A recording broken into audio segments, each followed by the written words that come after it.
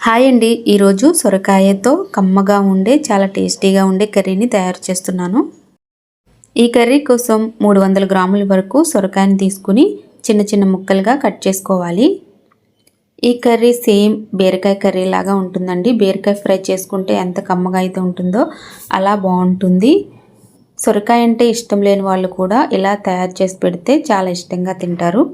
ఈ కర్రీలోకి మసాలా కోసం 5 పచ్చిమిర్చి, 1 స్పూన్ జీలకర్ర, 3 వెల్లుల్లి రబ్బలు వేసుకొని బరకగా గ్రైండ్ చేసుకోవాలి. ఈ కర్రీ కుక్కర్లో చేసుకుంటే ఒక 5 మినిట్స్లో కర్రీ రెడీ అయిపోతుంది. దీనికోసం 2 టేబుల్ స్పూన్ల వరకు ఆయిల్ వేసుకుని 1 స్పూన్ ఆవాలు, 1 స్పూన్ జీలకర్ర వేసుకుని కొద్దిగా ఫ్రై అవ్వనివ్వాలి.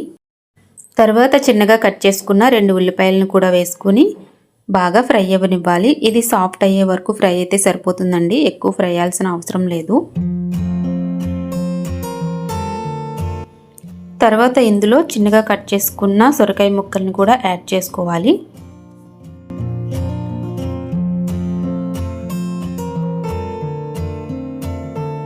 ఇవన్నీ ఒకసారి బాగా కలుపుకొని 1 స్పూన్ వరకు సాల్ట్ వేసుకొని మళ్ళీ బాగా కలుపుకోవాలి.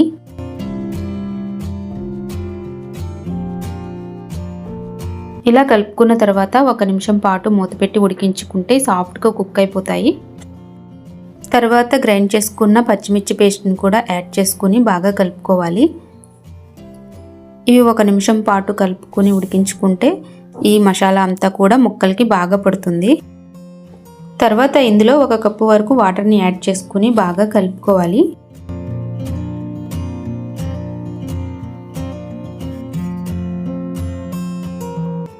ఇలా కలుపుకున్న తర్వాత మూత పెట్టి 2 విజిల్స్ వచ్చే వరకు ఉడికించుకుంటే కర్రీ బాగా కుక్ అయిపోతుందండి. 2 విజిల్స్ వచ్చాక సొరకాయ ముక్కలన్నీ బాగా కుక్ అయిపోయాయండి, చూస్తున్నారు కదా. తర్వాత ఇవంతా బాగా కలుపుకొని 1 కప్పు వరకు పాలని యాడ్ చేసుకోవాలి. పాలని యాడ్ చేసుకోవడం వల్ల చాలా కమ్మగా ఉంటుందండి కర్రీ టేస్ట్ అయితే.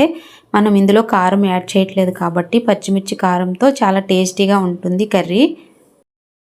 పాలు వేసిన తర్వాత 1 నిమిషం మూత పెట్టి ఉడికించుకుంటే కర్రీ రెడీ అయిపోతుందండి. పైనుండి కరివేపాకును వేసుకొని కలుపుకుంటే మన కర్రీ రెడీ అయిపోయినట్టే. ఈ కర్రీ మనకి రైస్లోకి అలాగే చపాతీ, రోటీల్లో కూడా చాలా బాగుంటుందండి. ఇలా చేసి పెట్టండి. ఈసారి సొరకాయతో తినని వాళ్ళు కూడా చాలా ఇష్టంగా తింటారు. చాలా టేస్ట్ బాగుంటుంది కూడా. ఈ వీడియో మీకు నచ్చితే లైక్ చేసి సబ్స్క్రైబ్ చేసుకోండి. అలాగే మీ ఫ్రెండ్స్ అండ్ ఫ్యామిలీ మెంబర్స్తో షేర్ చేసుకోండి.